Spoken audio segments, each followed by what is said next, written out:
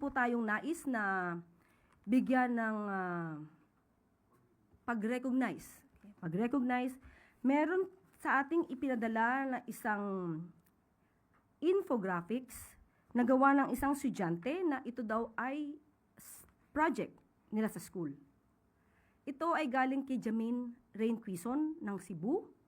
So, tinatanong ko po yung kanyang school ay hindi pa siya nakakatugon, pero sa mga guro po dito sa Cebu, na ang estudyante niyo po ay si Jamin Rain Quizon, hindi ako nagkakamali, ay grade 8 po siya sa Cebu City.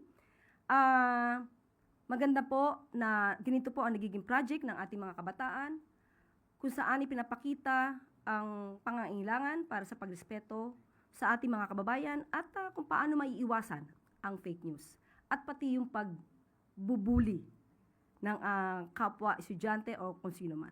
So maraming salamat at malamang bukas kung malapin ko na po yung pangalan ng school ay ating pong babanggitin.